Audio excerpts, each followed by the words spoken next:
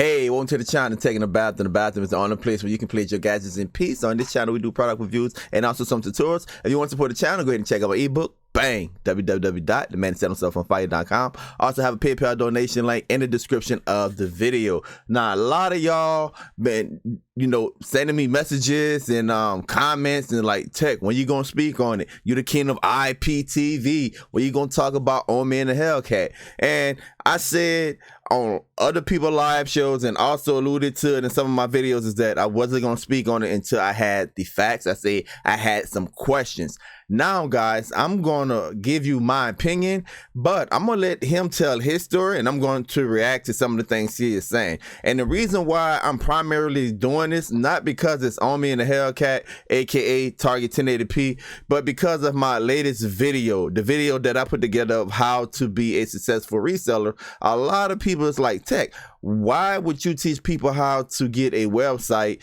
and put it out there? Wouldn't you want people to be an underground IPTV service?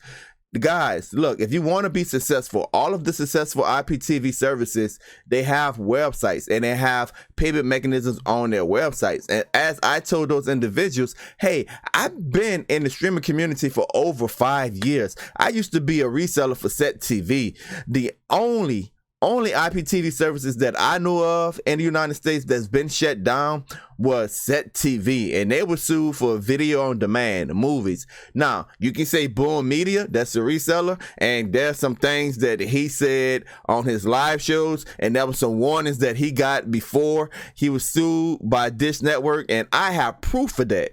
I even did a video on Boom Media, and him and I had some background conversation. So to me, that's a different category.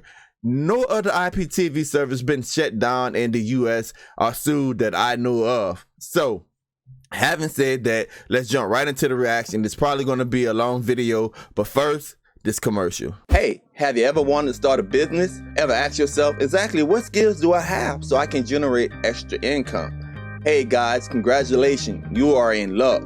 I have put together a 45-minute plus video showing you how you can become your own cable company. That's right, how to resell. You don't have all of the overhead and all of the upfront money. The only thing you have to do is become a reseller of IPTV. This video lays out the basic principles to get started right away and how you can become a successful reseller. Don't be like the others, just trying things that don't work time and time again, putting money in a bag with a hole in it. This video is really going to show you the important steps of how to get a landing page that convert. Yes, how to get a landing page that convert, and also how to put a payment method on that landing page where you can get paid even as you sleep. Go ahead guys, look into this video. A $75 donation will get you started on becoming a reseller today. Don't sleep on your dreams. Don't be the person that say, I shoulda, I woulda, I coulda.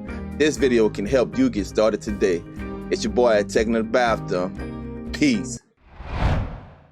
Now, before we get started, I gotta warn you guys. When the lawyer talks, his lawyer talk a little low because he's not close to the mic, and we're probably gonna skip around the video. I think the video is like 20 minutes long, so let's go ahead and jump into it. And I'm also going to continue to turn my mic off and on because I don't want the feedback. So let's go ahead and get it.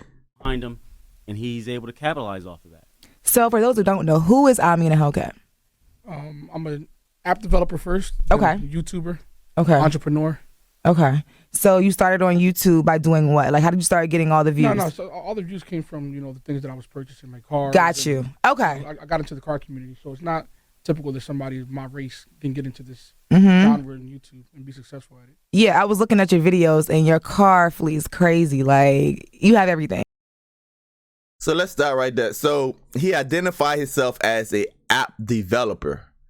Notice that he identified himself as an app developer. And then they talk about, how he got into YouTube and stuff like that. And she's going to talk about his cars or whatever. But it's very, very important that he identify himself as an app developer.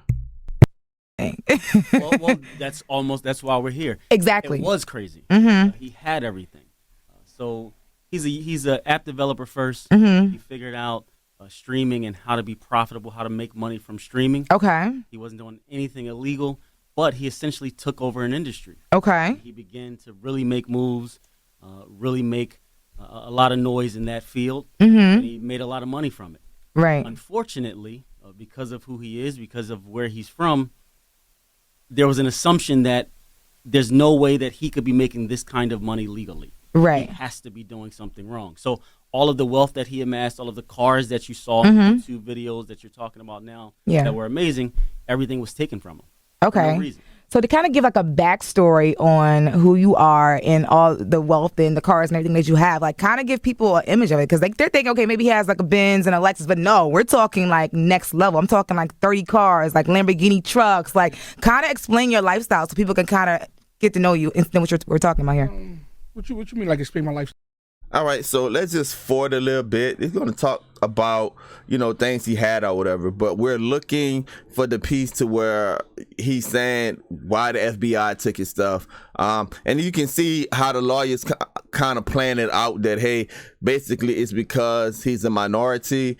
And when other people do stuff, I'm getting ahead of myself. Let's just fast forward a little bit.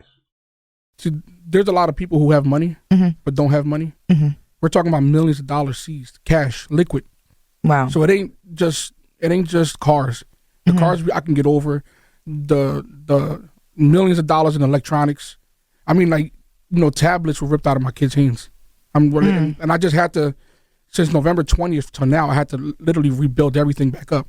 If you see my YouTube now, you see I'm buying cars again, but I'm doing this. But this is actually. So that has been of great debate. Like, if they took everything from you, how you buying these cars? How you still have your house? Why the FBI didn't seize your mansion? And you able to put your baby mama in the other house that used to be in all of the videos. But in my opinion, he's kind of explaining in this interview how he's rising back to the top. And I think he said it before that he really wasn't broke. And you had to realize that he had a construction business and he was in the housing, flipping the housing. If you guys remember Target 1080p, I remember a time he got like $18,000 worth of chargebacks, and he did a video a long time ago. When he came, he showed you racks of cash, and he told a story about how he got a loan from his wife and how he was able to make money selling houses. Now, he said he was a millionaire back then. It's kind of, in eyes of what he said on here, because he said he became a millionaire recently within the past year. Well, we all know that video years ago when he claimed to be a millionaire, but let's continue to hear from him. When they're blaming me for doing something illegal and I'm showing them right in front of their face that I can do it again, right, without what they're blaming me to do, like it just shows that I'm just good at what I do. So how long have you been doing what you do? I started like in 2016. Okay. So about 4 years. And I became a millionaire in 2017. Wow. So a year later. Yeah. Well, like 10 months later. Because I started off in the middle of the year. Okay. And now, when did all this start happening? When did the FBI? I had no idea. I just came back from Dominican Republic and they just came and took everything. They still haven't given him anything back. He hasn't been charged with anything. So there's no excuse for them to look at someone and say, we don't believe you should be successful, so we're going to take it all and not do anything about it. So let's start right there. So for those of you that don't know, there is a provision in the law, and I forget the name of it, but there's a provision in the law to where if law enforcement believe that you are amassing wealth in an illegal manner, even if they don't have any proof, they can't confiscate that. They can, it's not eminent domain, I forget the name of it, but they can go ahead and seize your bank accounts. They can take cars, houses, jewelry, and they can hold it if they think that you haven't produced that in a legal manner. And they put the onus on you to show proof that, hey, I amassed this wealth in a legal manner. And so it's to me, it's un-American, but there are laws on the book about that. All right, let's go. Are they able to do this without? The investigation is done, but there is no legal timetable for an investigation, so it can go on forever. Now, the problem that we have is they're going to focus their investigations on us, right? I'll give you an example. Mark Cuban had the same type of streaming service. That's how he made his money. He sold the company and bought the Dallas Mavericks.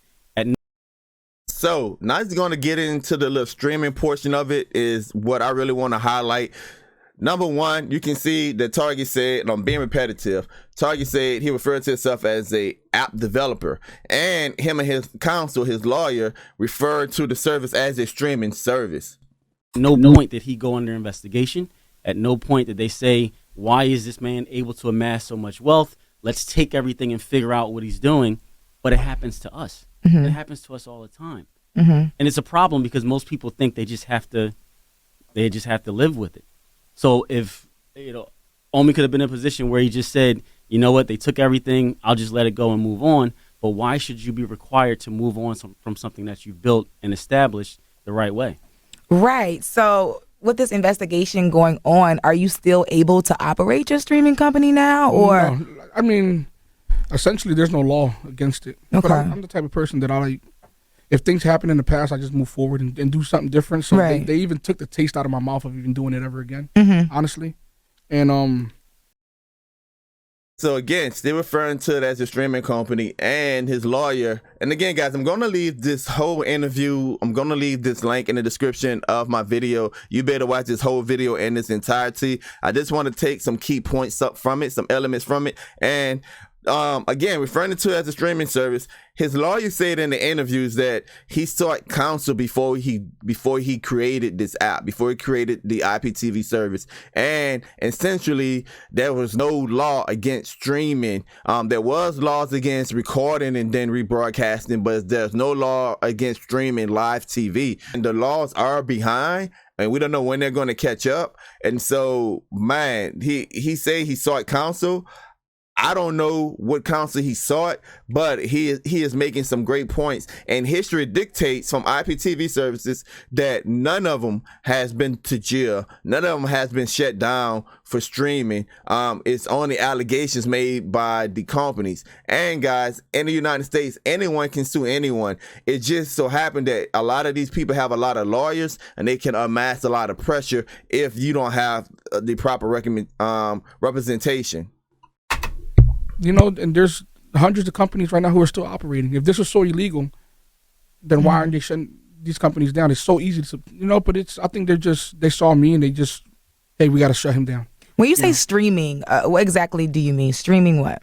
It's basically streaming TV channels. Okay. So there's no laws against it. Okay. Now, if I was streaming movies, other big cases, then I'll be looking at some jail time. Right. But there's nothing against, streaming television channels at all. And essentially, that's what happened. He went to an attorney. He made sure that what he doing did not cross any lines, that it was not illegal, that it fit within the law that's there right now. So again, I apologize. The lawyer is kind of low, but his lawyer, basically spells it out and say, hey, he sought counsel. There's no law against streaming live television services. There's no law against IPTV service. And so when I tell you guys that, hey, and Omi alluded to it itself, there's hundreds of companies out there. If you go to Google right now and you search IPTV, not only will you find ads, but you're going to find hundreds, if not thousands of websites of people selling IPTV service. Now, is Omi sort of responsible for some of the heat being brought up on him? Maybe he got a little too cocky. Maybe, he was too sure of his legal advice. But man, when you showing off that many cars and that type of lifestyle, you buying that much stuff, surely some attention is going to be brought to you. And his lawyer saying that the attention was brought to him, but not other people that was able. He brought up Mark Cuban, not other people that was able to amass wealth. He said Mark Cuban had a streaming company, and then he was able to take the profits and buy the Dallas Mavericks, and no one never messed with him. But like I said, man, you can argue on race and minorities and how you're a target. You can argue about illegal seizures and stuff like that. But the key thing that I want you to take from the video is that he presented himself as a streaming service, and he sought counsel, and his lawyers, our team of lawyers, said that, hey, there was no laws against it. And to this day, he haven't been charged, according to him and his lawyers. Less than cost, where he's losing money on it. And they're looking and saying, how is he able to do this? He must be doing something illegal. Okay, so they seized all your assets pretty much, but no charges have been filed. So you're kind of in limbo right now. Like, your stuff is just on. Yeah, I got to just pick up the pieces and keep moving forward. It's basically what they're trying to make me do. But I don't know. We think you're infringing on that. Stop what you're doing. Right. Right. Okay. Companies could have came, like the FBI had This part right here is very important. There's companies that could have came at me and told me, hey, you shouldn't be streaming. Right. Then it was more for that kind of case. It wasn't for this. Okay. It wasn't a criminal case. And that's generally Okay. what happens. They send out cease and desist letters. And If anything, I did more of a good thing than a bad thing by not even breaking the law. But that's just the way it is, This was more of a civil matter. Okay. Companies could have came, like the FBI had no reason. There's companies that could have came at me and told me, hey, you shouldn't be streaming. Right. Then it was more for that kind of case. It wasn't for this. Okay. It wasn't a criminal case. And that's generally what happens. They send out cease and desist letters and say, hey, listen, we think that you're infringing on our trademark or our copyright or our material. We think you're infringing on that. Stop what you're doing. Right. Right. None of that. He didn't get any of that. Okay. So I noticed you said that it's not illegal in this area. Is it illegal in any state? No. These are federal laws. Period. Why the feds? Okay. These are federal laws. Okay. That look at trademarks and copyrights. And what they say is you can't record channels and then replay it for people. You can't. There's certain. Is this like a fire stick type of thing? Essentially, that's where I started. Okay. Cool. Okay. So it started with Cody and the movement, and I revolutionized it and changed it. Okay. And now you see it everywhere. I mean, we all know people who have these boxes or who stream these services. Absolutely. They're all over the place. And if you look at, there's a company in a different state that has commercials on television for the same thing. So Wow. you're telling me that there's a company that can put out commercials doing exactly what Omi was doing, but you seize all of his property because you think there's something wrong with his organization? It just doesn't add up. So what's next at this point? Is there like a court date, or is it just like you're just kind of in limbo, just waiting? So I agree and I disagree with the whole Cody thing. Yes, Cody is streaming movies or whatever, but to me, movies and live TV is different. But I think what Omi was alluding to is that he did create a bill and put his IPTV service in a bill, and I think that's what he's talking about when he say he revolutionized the Fire Stick. So let's just listen to this last little piece and go back to the studio, and I'll share with you my final thoughts. We don't just wait. Okay. It's just not. There's no point to that. Right. Because it's not right for them to take everything that he has and just sit on it. So what we did is we filed the motion. Okay. To get all of his property back. Okay. And what's the process on that? So they have to respond to our motion, and in their response, they have to let us know if they have a case, what they're basing this on. We really just want to have a full understanding of why have you decided to affect this man's life? Right. Why have you decided to affect his business? And if you can't give us a valid reason for that, that says you were operating illegally in this capacity, then give him his stuff back. We're demanding that. Right. So I want you to kind of speak about the things that you are doing for the community. All right, let's start right there. Let's jump back to the studio. So there you have it. Now, I know there's all sorts of videos and stuff about Omi, whether you believe it happened or it didn't happen. Look, bottom line is you only can go off what someone say, and until they are proven wrong, that's the only thing you have to go off. A couple of things, again, being repetitive, but this very, very important. He identified it as a streaming service. His lawyer said that there's no rules against it. We all know that in the U.S. it's legal to stream. That's the theory that all of us operate off of. But the companies have been more aggressive. You get some type of letter, a cease and desist letter saying, hey, you got to stop these activities. And I know IPTV companies that have got several letters. Why? Because these companies don't want to end up in court and lose because the laws are not there on their side. They end up winning when they have proprietary like channels or station things, content that is akin to them, or they can prove that you're hosting movies, something like that. That's how some services get in trouble. But again, that's only one service that I know that's got sued, and that was Set TV. And my understanding is that they went after them for video on demand. And when we're looking at Boom Media, hey guys, like I said, that's a different animal. Some things that were said online and stuff like that.